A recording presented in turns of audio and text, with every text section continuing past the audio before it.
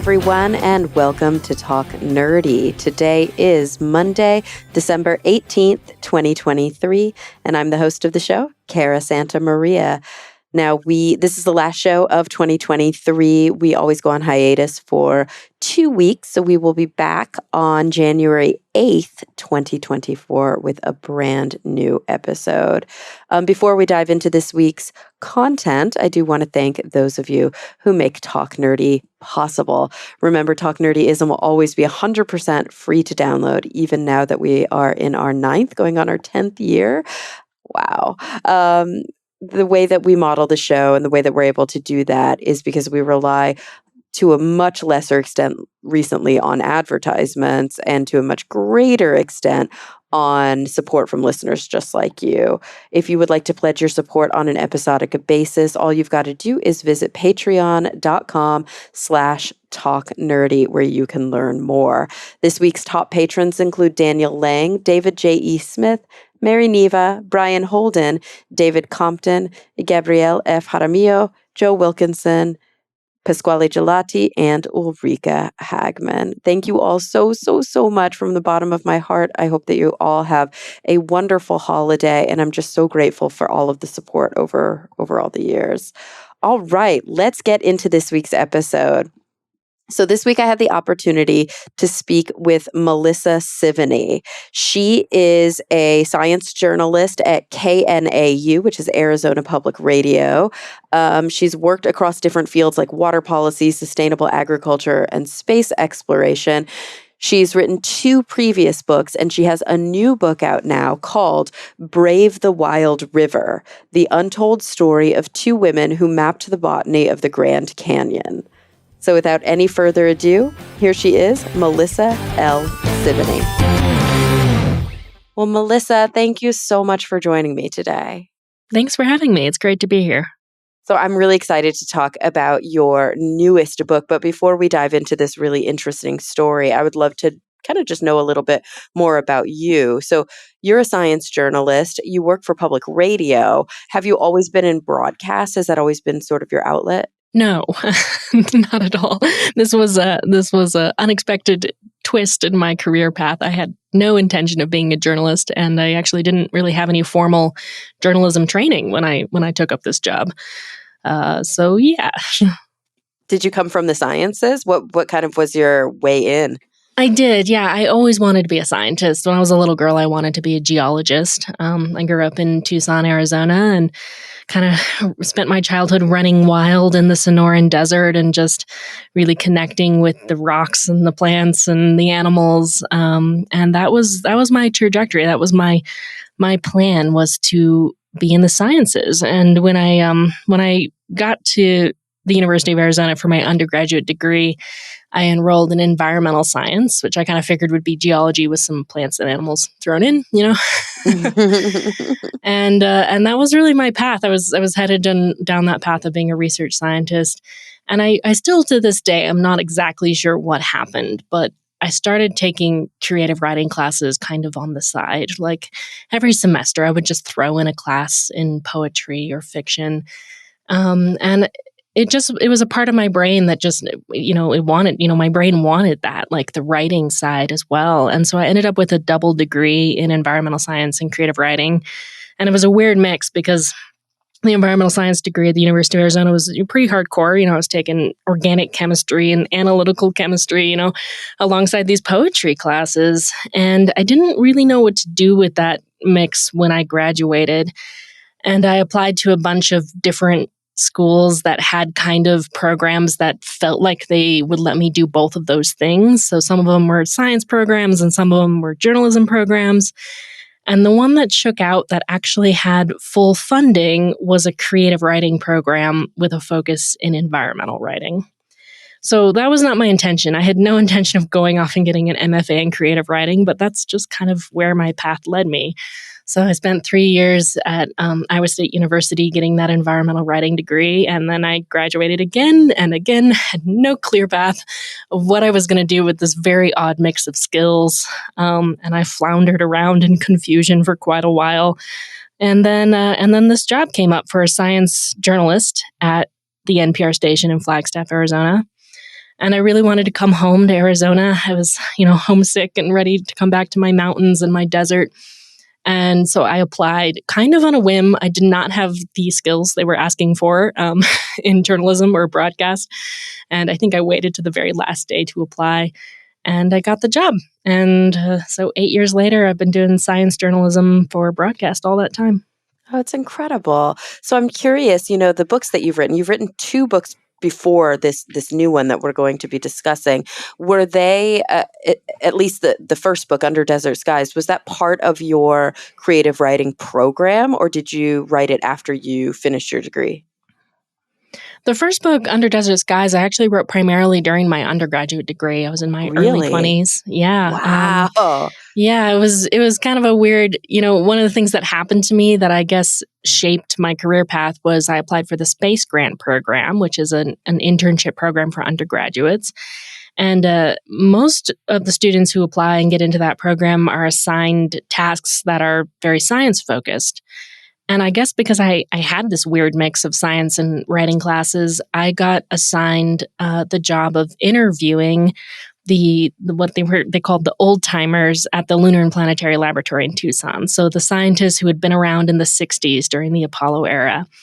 And the director of the department wanted me to kind of capture their memories and save them. And so I dived into that project.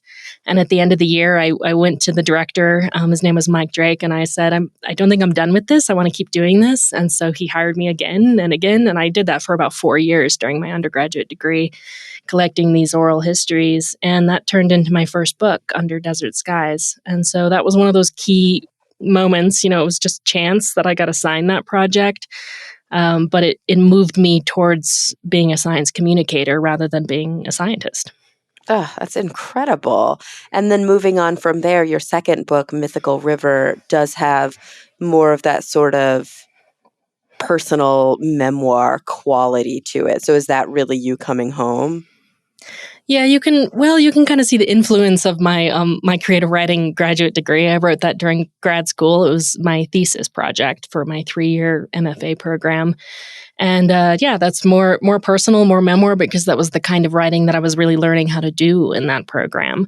And so, you can kind of see this wandering path I took through my books, exploring kind of journalism and creative writing and memoir writing and mixing science into all of that. And I think it's really with this third book that I kind of hit my stride and found my voice. Yeah. So let's talk a little bit about that. So the book is called Brave the Wild River, the untold story of 2 women who mapped the botany of the Grand Canyon. What brought you to this topic? Let's start there. Again, an accident. I'm sounding like everything happens to me completely by chance. You're just wandering around, bumping into it. No, but isn't that how life sometimes is? I think this is important to know, though. Sometimes young people think they need to know what their career path is, and I certainly didn't. But it took me in wonderful and beautiful places, so it all worked out.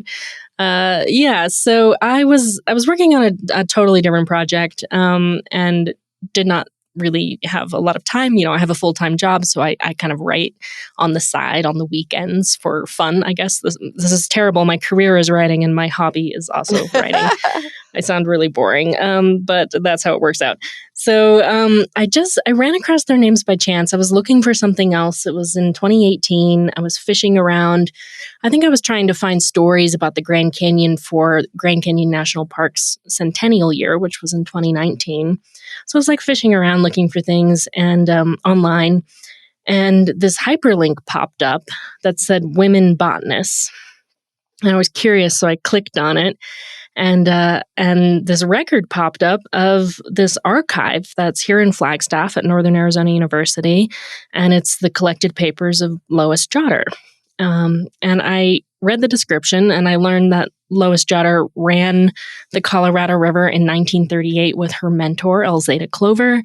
They were both botanists. They made the first formal collection of botany in this region, and I had never heard of them before. And I was shocked. Like, why hadn't I heard of them before? I've lived in Arizona all my life, and I thought I knew quite a bit about its history, particularly its history intersecting with the Colorado River and with science. And yet their names had never come on my radar. And so I was curious and I kind of fished around looking for more information about them. And there really wasn't a lot out there. There were a few things, but specifically, there wasn't really anything about the botany that they did. So it kind of like nested in the back of my mind, like I should write something about these women, but I admit I put it off. I didn't start working on it because I was busy with other things. And then around Christmas time that year, I went into the special collections department at Northern Arizona University to see an exhibit of photographs that they had put up. And there was a photo on the wall of these two women, Elzada Clover and Lois Jotter. And Lois is like looking straight at the camera, and I'm standing there looking at her. And I fancy she's got like this accusing glare, like she's looking at me, right?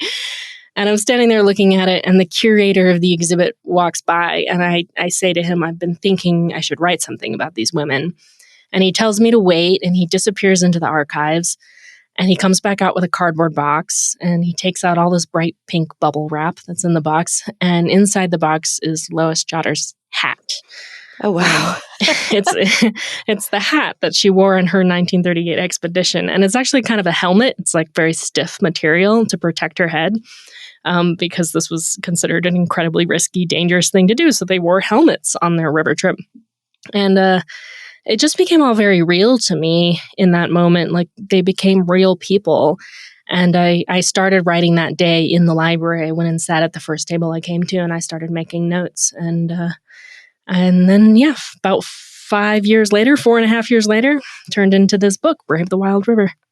Oh, it's incredible. So tell me a little bit about the characters, right? About, how do you say it? Elzada and Lois. 1938, were they, so they're botanists, but were they formally botanists? Were they trained, or were they, unable to get degrees in their field?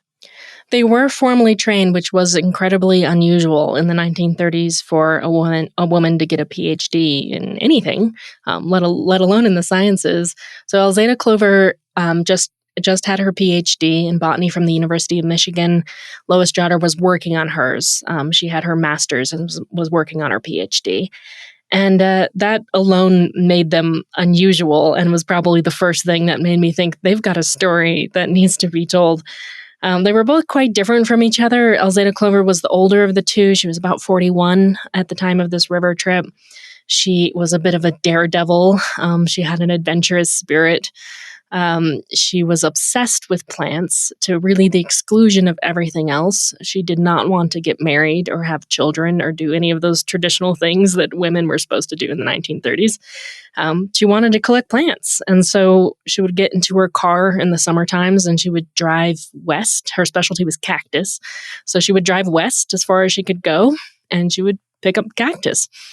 And that's how she got this crazy idea that if she wanted to kind of complete a survey of the cactus in the Southwest, she was going to have to go down the Colorado River, which at the time was not something people were doing, right? Like people weren't just taking boats and going down the Colorado River through Grand Canyon. It was considered a very dangerous, wild place. And so this is a bit of a crazy plan that she cooks up. And she knows that she has to bring another woman along because it's the 1930s. And if she went into the wilderness with a group of men, people would talk. So, and she may not get the credit that she deserves. The men might have gotten the credit. Yeah, she's worried about that too, for sure. Yeah, she wants to be known as a serious scientist. She wants to make her mark on botany. This has been a struggle for her. She's the only woman in her department. She's incredibly aware. It's very clear that she's aware of the sexism she faces and that she struggles to get grants and promotions, all the stuff that, frankly, women in the sciences still struggle with today. She's very aware of all of this. And so I think she's thinking, like, not only can she have a great adventure, but she can really make a mark on her field and be taken seriously for once. So she looks around and decides she's going to invite Lois Jotter to come with her. Lois is 24 years old. She's quite different than Elzada. She's doing kind of more laboratory-based work on genetics. Her specialty is the evening primrose. But she does have a fair amount of kind of outdoors experience, backcountry experience. And so she's got the skills to do this. And she and Alzada had lived together in the same apartment for a couple of years. And so they knew that they could get along with each other in close quarters for long periods of time, which is a pretty important like qualification for going on a river trip together, because you're going to be, there's no privacy. You're reliant on each other in potentially life and death situations. And so Alzada invites Lois to go along, and Lois accepts, and off they go in the summer of 1938 on this 42-day trip down the Colorado River. So where did it start and where did it end? So they started at Green River, Utah. So actually on the Green River, a tributary of the Colorado, which this stretch is a kind of nice, quiet stretch of the Green River. And they spend 3 or 4 days going down the Green. And then they hit the Colorado at a place called Cataract Canyon, which at the time was considered even scarier than the Grand Canyon. It's this long stretch of white water, really big rapids. They hit it at high water. It's summer, which is the rainy season. And so there's pretty like raging floodwaters going down the river. They go through Cataract Canyon. They go through Glen Canyon, which is now underneath Lake Powell behind Glen Canyon Dam, but it wasn't at the time. They take a little break at a place called Lee's Ferry, right on the Arizona-Utah border, and then they go through the Grand Canyon, and they end the journey at Lake Mead, which was there behind Hoover Dam. It had just been built. And all in all, it's more than 600 miles of whitewater. Wow. And what were they in? What was their vessel? So they were in wooden boats. Okay. Which is not how you really do this kind of trip today. Most people today go in a big rubber raft, but those didn't exist in the 1930s. And so they went in these kind of handcrafted wooden boats that were called cataract boats. They were sort of a newfangled design, and they were built by the person who officially was the expedition's leader, a man named Norm Nevels. He had a little bit of experience going down Western rivers, but he had never done the Grand Canyon or Cataract Canyon. He didn't have any whitewater experience. His whole idea was that he wanted to start a commercial river running business through the Grand Canyon, like make it a thing to sign up for a Grand Canyon trip. And what better way to get some publicity than to bring a couple of women along? Right. And so was it, how many people total were on this journey? 6 people in all, including the 2 women. So it was supposed to be 3 scientists and 3 boatmen, although those divisions kind of broke down as the trip continued. And did they each have their own boat, or was it, 2 boats, 3 boats? 3 boats. So 2 Okay. people in a boat. Wow. Where did they sleep? I'm like so confused. How does something like this happen? How does this work? Yeah. Yeah. Do you It's park? a good question. What do you do? I mean, you kind of do. So, even today in the Grand Canyon, you sleep on sandbars. So, you're going down the river, and for the most part, you're in these cliffs, right? Like if you think about the Grand Canyon, big, steep, sheer cliffs, and you're going down this very rough river. You're dodging rocks and whirlpools and rapids, and then at night, there's really not a lot of places to sleep. There are not a lot of options for you because you can't sleep on a cliff. And so you have to look for a sandbar. So those are places where the river has pushed up. It's kind of slowed down, and it's dropped a bunch of sand, and it's created this kind of broad, flat, sandy area. And so you would stake the boats, or you'd pole up the boats onto the sandbar at night, and you'd roll out a bedroll. They didn't have tents. They didn't have sleeping bags. They had bedrolls, and so you'd roll out a bedroll on the sand and sleep out under the stars. Wow. And so what kinds of critters live around the river? Just about everything. They talked a lot about the rattlesnakes. It was a high water year, and so the rattlesnakes were quite active. They'd all been pushed out of their dens probably, and they encountered them quite a lot.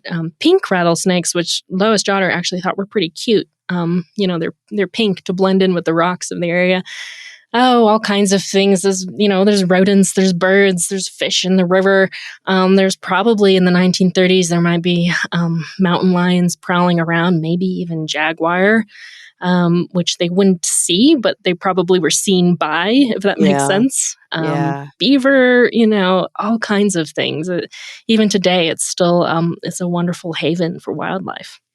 And so I think about the Grand Canyon and I think of it as a designated national park. And by 1938, it had already been a designated national park. But my assumption is that there wasn't a whole lot of infrastructure yet. Not a great deal. At the rim, sure. There was quite a push in the 1930s to bring tourists to the south rim of the Grand Canyon, because it was the Depression and visitor numbers were falling off. And so the superintendent at the time was really big on getting tourists to the rim, and he was starting to develop the kinds of stuff you see there today, the roads and the buildings and all of that. But not at the down at the bottom. Some people would be making that hike. It's a long, 10, 11 mile hike down to the bottom. Uh, there wouldn't have been much there for river running because river running wasn't happening. There had only been about a dozen river running expeditions since John Wesley Powell went down. He was the first non-native man to make that trip in the late 1800s. And after him, just about a dozen expeditions. So you're talking about almost a century where, a dozen trips go down this river. So there really wasn't any preparation for river running trips. And actually, the superintendent was pretty unhappy about Elzada Clover's trip. He did not Really? want her to go.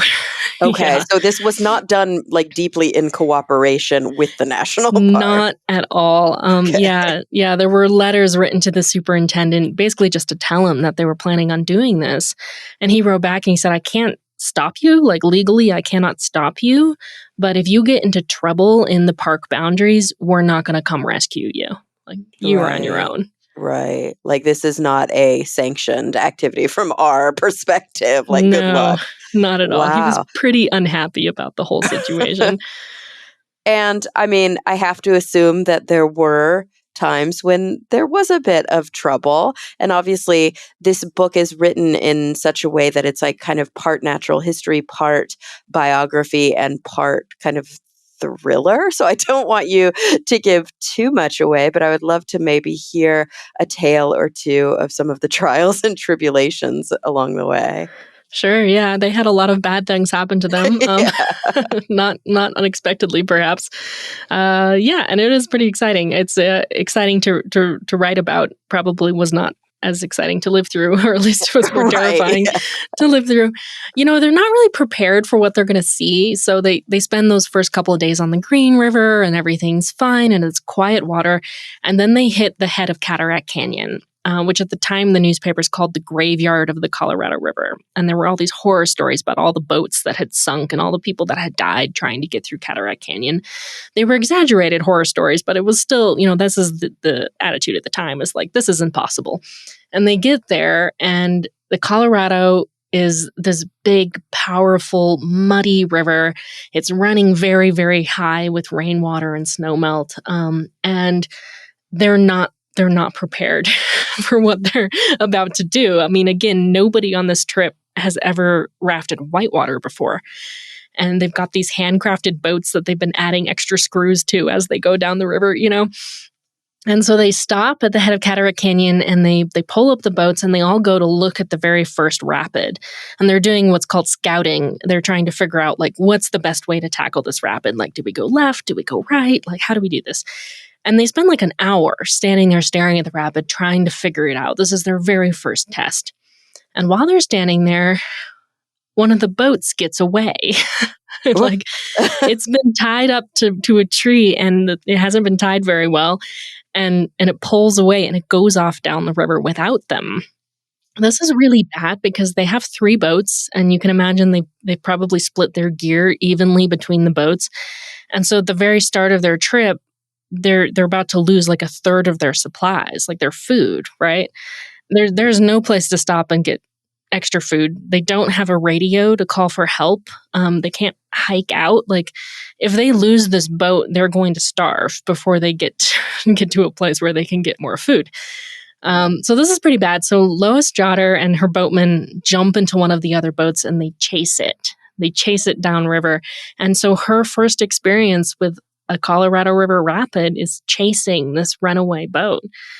And at the end of all of this, she ends up alone, stranded all night, right? I won't tell you all of the details, but the upshot of this is she ends up all alone all night on a sandbar, separated from her companions.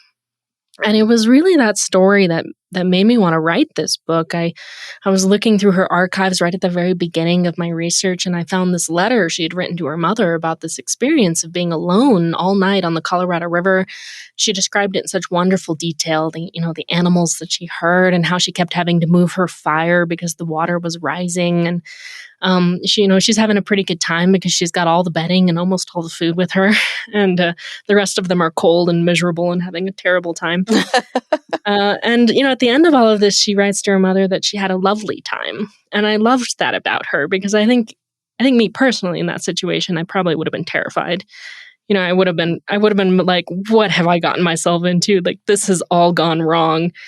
But she had a lot of grit, she had a lot of courage, and she had a deep connection to the natural world. And I saw all of that just in that moment where she's alone all night on this sandbar. Oh, I love that so much. It's I just can't imagine, like, I mean, it sounds scary today, but I have like a cell phone, you know what I mean? And it's really, I think, sometimes hard to put ourselves in a historical empathy frame and realize what things were like with technology where it was. Like, people didn't have stuff, like, they didn't have much stuff, or did they have any stuff at that point that was like made of plastic? Right, none of that. Yeah, they didn't have Yeah. any of the kind of modern things that we would take on a camping trip. But I have to say, like, if you want to experience that, like if you feel like you want to tap into what it was like in the 1930s or earlier, the Grand Canyon is a really good place for it. Because when you go down to the bottom of the Grand Canyon, like there's no infrastructure down there. Your cell phone does not work. You cannot call out, and you were really and truly cut off from the outside world. I ran the Grand Canyon as part of my research for this book. I'd never done anything like that before. And it does something strange to your mind and your body. Like, you are so cut off from everything up here that we spend our days doing, email and phone calls and texts. And I think after a while, you start to really feel what it means to be human. That sounds a little strange, but the longer you spend down there, the more you're like, this is what it means to be a human being, like waking with the sun, going to sleep with the sun, just being connected to the world around you. You don't need entertainment. You don't need Netflix in the evening. You know what I mean? Like, your entertainment is just watching the way the sun changes the color of the walls. And that's really quite enough. That's more than enough. So yeah, it's worth it. You should try it sometime. I'm curious for those who are, listening and who are getting excited about the prospect, because I think many of us have visited many national parks around the country. I hope, I like to kind of travel and camp, and I have a camper on my truck, and I like to get away as often as possible. But I guess I didn't know that you could, like, how does access work? How do you get there? And is it easy enough to, do you need to be like a professional athlete to do what you did when you were researching the book? In the bottom of the Grand Canyon, like, how do you Yeah. get there? Yeah. Yeah. If you're going to hike, I suggest that you prepare for that, and don't take that lightly. The hike from the rim to the river is quite a serious hike, even if you're staying on the kind of the main trails, which you should do. So yes, prepare for that. I have done that hike. I'm not like a super athletic person, but I planned and did it carefully to make sure I was going to be safe. River trips are nowadays really quite, relatively easy. You can sign up for a commercial river trip. You don't have to be a professional athlete. You'll have boatmen who know what they're doing, boatmen and boatwomen who know what they're doing and know exactly how to keep you safe. And so those commercial trips, I think, are pretty quite pleasant and accessible, except for the cost. They're quite expensive. But they're very, very different than the 1930s. Like, the maps are so detailed, the equipment is, so kind of time tested, right? It's not at all like what they were doing in the 1930s, where they just built some boats and went off without knowing what they were getting into. Yeah, and this is such a silly question, but like, how do you get down there? Like you said, you can hike in, but what are the other ways that you can? Do you enter in the water outside of the canyon? Right at the head of the Grand Canyon, the typical place where you would launch the boat is called Lee's Ferry. It's on the border of Utah and Arizona, and it's one of the few places where there's kind of a break in the canyon walls, and you can actually drive a car down to the river. And so, yeah, so it's like this natural, like, you break in the geology where you can put a boat in, and that's right at the very head of the Grand Canyon. And then off you go, and the only place you can get out is about halfway down. You can hike out on one of the Park Service trails, or you can do the full trip and you can get out at a place called Diamond Creek. And so it's a long stretch of water where there's really not very many options for bailing, for getting out. And that's the same as the 1930s as it is today. Yeah, no Starbucks down there. Right. you're in it when you're in it. None of that. Yeah. Yeah, I mean, I love that, because even though the funny thing is there are plenty of opportunities and examples um, throughout the US. Specifically, we're talking about the US and kind of our park service, but like there are plenty of examples throughout the US where you can be a bit disconnected, but I think they're not always accessible for individuals. Grand Canyon, I feel like, is one of those national parks that is sort of up there, right? It's like probably in the top five that people think of when they think of like Americana, and they think of, bucket list places that they want to see, either if they're not American and they're coming to visit, or even if they live here and they're sort of going on these family vacations. Would you agree with that? Yeah, I mean, it's iconic. It's like one of Yeah. those places that people in America and a lot of people around the world want to see. I mean, I have to say, it's such a different experience seeing it from the rim than seeing it from the river. And I feel very privileged that I was able to have that experience. Because from the rim, it's very unreal. Hmm. I whenever I'm there, I always think of like the Wile E. Coyote cartoons, where he like Yeah. paints some scenery for the Roadrunner to run through or whatever. Yeah. It looks very unreal. Like it's like this glittering, strange thing that's been like painted on the sky. But if you have the chance to either hike down or take a river trip, everything kind of changes. And when you're at the bottom, it's the most real place you'll ever see in your entire life. Like the colors are so bright, the smells are so strong. I remember walking once down one of the little tributary rivers that was coming down to the river, and I stopped dead in my tracks because of the smell of a flower. Like it was like a current of smell that came and hit me in the face and stopped me in my tracks. It's the most real place I've ever been in my life. The textures of it were so incredible. And I was lucky I had that chance. I went with a botany crew. I didn't think I could I could really scrape up the money for a commercial trip, which are quite expensive. So I volunteered to go with a botany crew that was weeding out an invasive grass. And that's how Okay. I got my trip down the river. And it was amazing. Yeah. It's interesting because I think of these characters, right? And especially the way that you sort of painted the picture of Elzada Clover and her sort of singular focus on plants and her singular interest in plants. And so I'm curious, as you were digging deep into the archival um, uh, documents that you were able to access in researching this book, what was her perspective when she was down there? Was it still like plants, plants, plants, plants, plants? Or were there moments where she was like, holy shit, look at this vista, look at this landscape? It's funny that she actually was quite focused on the plants. Yeah, that's kind of what I figured. Which I love about her Yeah. because most people go to the Grand Canyon for the geology, right? And Hmm. people spill a lot of ink trying to describe the geology, and it was like she couldn't see it. She had like blinkers on. Yeah. She was looking at the plants, and she was living in a time where again nobody had done a formal plant survey in this stretch of river, and so there were people who said like she wouldn't find anything, like it was just like this barren like desert, nothing was growing down there. And so she goes and she collects more than 400 different species of plants.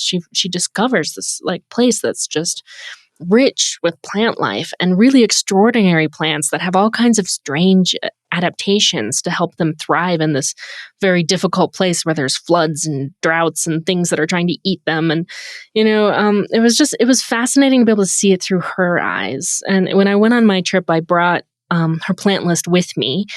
And it's it's kind of like going down the river with her, because every night they would stop at a sandbar. She would mark where they were camping, and she would write down the plants that she collected that evening. She was often working late at night with a flashlight, after the sun had gone down and everybody else had gone to sleep. She'd be out there collecting these plants. And I was able to kind of do that with her on my Grand Canyon trip. I'd be like, here's where she found this plant, and look around and see if I could see the same plant still growing, which sometimes I could. Maybe not the exact same plant, but the same species of plant. And so it was incredible to be able to see it through her eyes and just see the richness of the biodiversity of the life down there. See, and even the way that you're describing it, like obviously you were the person to write this book, because I think that I sometimes, when I think about different topics in the sciences and, different subject matter, and I've been podcasting now for almost 10 years and covering all sorts of different topics. I have my interests. I have the things that are a little bit harder for me to connect to. And I think about a story about a bunch of plants, and I'm like, how in the hell do you make that into a rich and fascinating story? And of course, following the chronology and the sort of adventure of the journey is an important approach. But also, talk to me about your process of basically telling the story of collecting plants and figuring out how to make that story meaningful and deep and interesting. Yeah, yeah. Yeah, thanks for saying that. I admit I had a lot of imposter syndrome starting starting off writing this book. I'm not a botanist. I'm not a river runner. I felt like I was entering this kind of brand new, frightening world as I started. And I think, but I was able to really tap into that child that I used to be, that ran around in the desert and wanted to be a scientist. As a kid, I really got to know plants in a way that you don't as an adult. You know what I mean? Like as an adult now, I can study plants through books and I can go look at them, but I don't have that same experience I have as a child, where it's just like I knew every prickly pear that grew around my house, and I would go out in the summer and I'd collect the fruit and I'd turn them into strange, dishes, and I'd eat them. You know what I mean? Like this very visceral experience with desert plants that I had as a child was something that really helped me. So my process, I had the diaries from both of the women. They both had the foresight to keep diaries and to donate them to archives before they died. I had their original plant list that they kept on the river trip. It was a scientific notebook where they were making notes about the plants they were finding. And then I had the plants themselves are still in herbaria all over the country, and there are scans of many of them that are available online. So I had those pictures of the specimens they took. And since the book came out, I've got a chance to go into an archive and see some of the physical plant specimens, which was pretty cool. So that's kind of what I had for like my research. And what I did was I mapped their trip on a map of the river, and I made notes along the way of things that happened to them or things they found. And I kind of let the geography shape the story. So as I was moving through the story, I would know that I'd want to write about a particular thing that happened to them at a particular place. And then I'd go check their plant list and see what plants were around. And I sort of haphazardly picked the plants that spoke to me to focus on. And a lot of times that's because I knew the plant from my own childhood. But sometimes it was something new to me that just had a fascinating life history, parasitic plants that steal from their neighbors, there's all kinds of weird plants out here in the desert. And so I'd sort of haphazardly pick the plants that I wanted to focus on and learn as much as I could about their life history, in some cases about how they were used by indigenous people in the area or cultivated by indigenous peoples. The plants were characters, right? I wanted to see them the way Elzada Clover saw them, as these vibrant, dynamic, changing things that have these life histories of their own.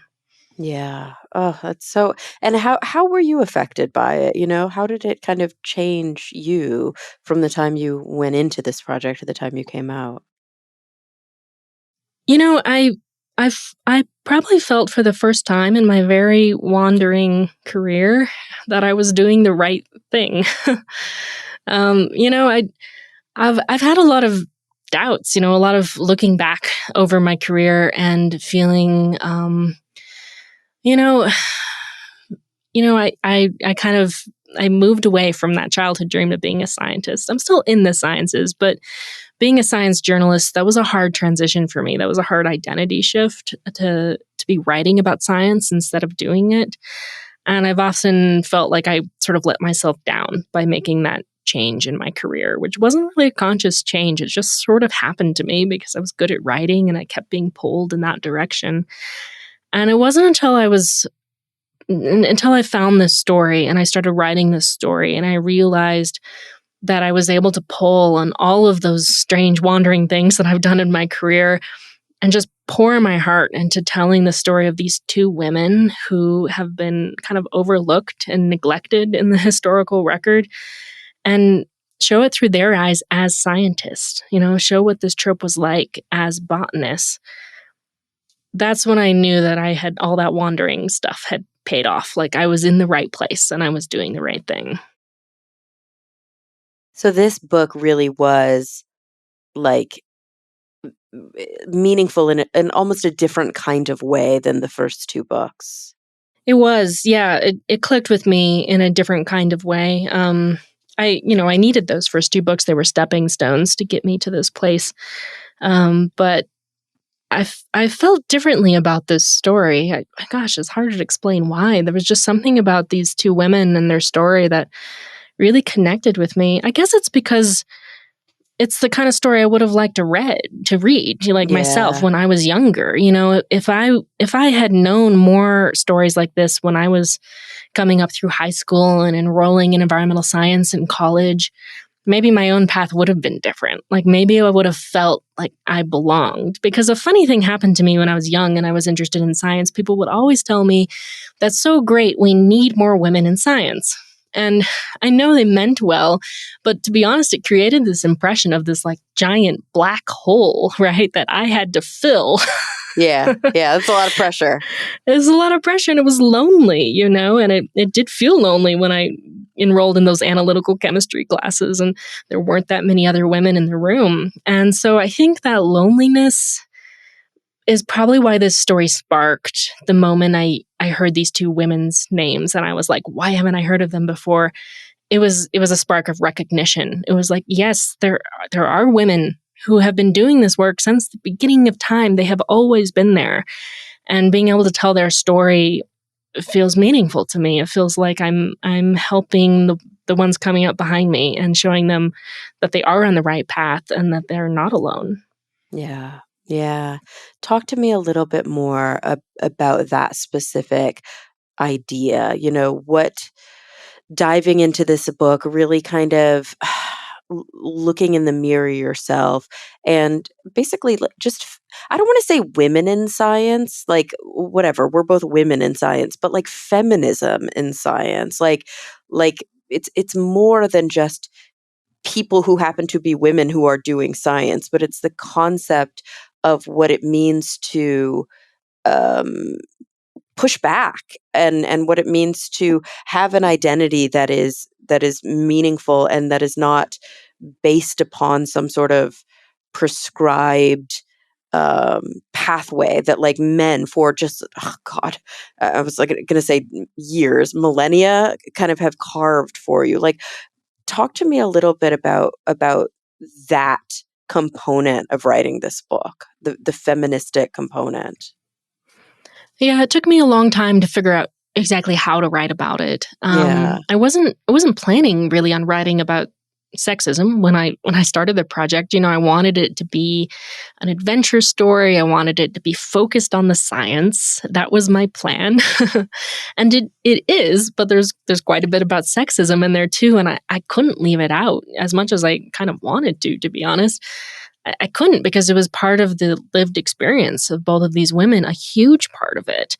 And they were getting it from both sides because they were getting, the science side of people disregarding their work, telling them their work wasn't important, telling them they couldn't do the work.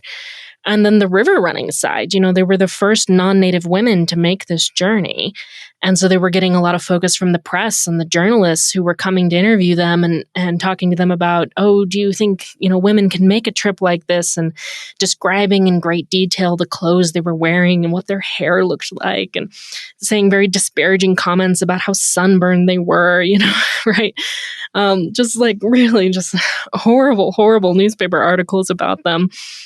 And so, they were kind of like caught in this world where everybody was telling them that they did not belong, like they should not be doing this thing. And to try to keep the focus on science through all of that and to do the work they did, which was really meaningful work. They made an important plant collection. They published 2 important papers when they got back. We're still using this research today. And so what they did mattered. And yet, in their own lifetime, I think they never really got the recognition as scientists that they were hoping to get. They Ugh, went such back an age-old home. story, right? Oh, yes. Yeah. And they were quite aware of it. Elzada, in particular, her colleagues gave her a hard time afterwards about how she was just a daredevil and she was doing it all for the press clippings and the excitement. And she was so frustrated. She was like, that's not why I did this. I did this for botany. And so yeah, I had to write about the sexism they faced. And the more I wrote about it, the more familiar it felt. Like it's all stuff that's unfortunately still happening today, maybe not to the same degree.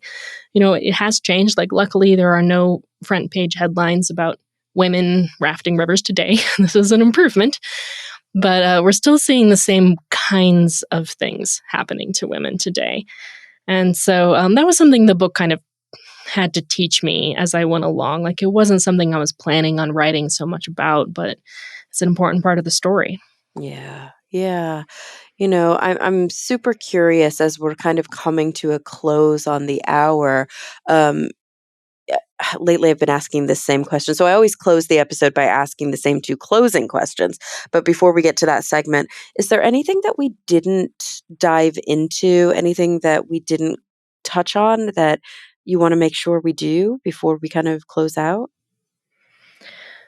I'll just say just a tiny bit more about what I mean when I say that their botany was important. They were running the river at a time in the 1930s when the river was right on the cusp of all of these changes, right? Like the big dams were being built, the tourists were starting to come in, non-native plant species were starting to spread.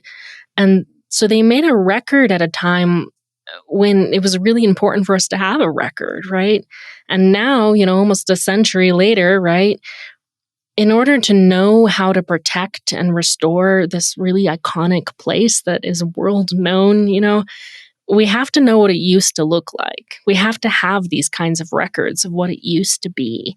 And so I think their work is only becoming more and more important as time goes on. And I really believe that it's so incredibly important to have diverse groups of scientists, diverse groups of people working on these problems. Like, we need all of those different voices and all of those different eyes and all of those different people at the table to kind of solve these major issues that we have in environmental science today.